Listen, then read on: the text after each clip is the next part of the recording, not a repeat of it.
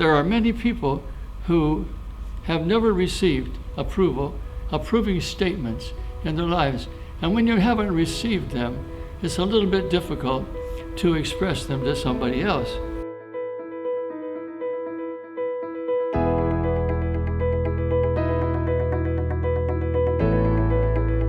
Hello again, dear ones. Thank you so much for checking in with us again today.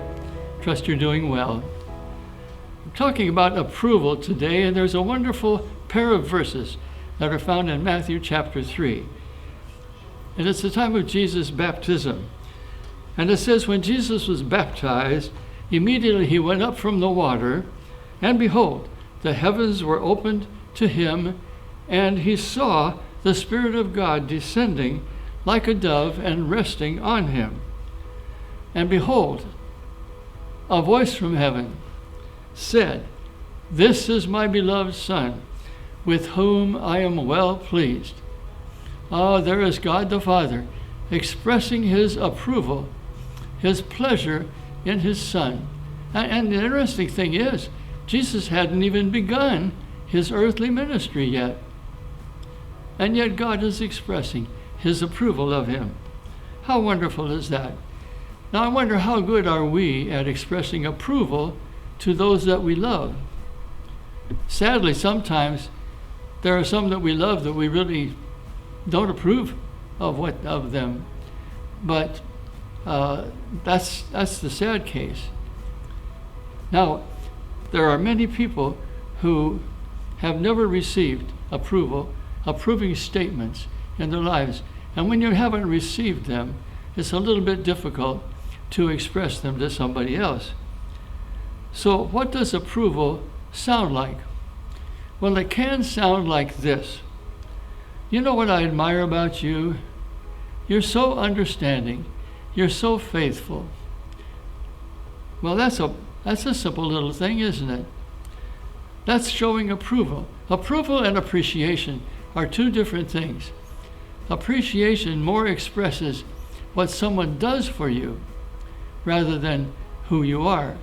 Approval expresses who you are, a quality or qualities about your character. Oh my, how wonderful that is. Is there someone in your life that you might need to show some approval to? You know, we're called upon to honor our father and mother. And that's not just when we're children. That can go on to the end of our lives. It hurts me when I hear people speak harshly to their elderly parents.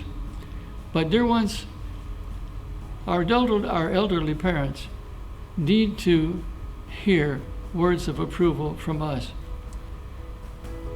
I remember when my father was getting up in years, and he and I had not been very close. He was a wonderful father.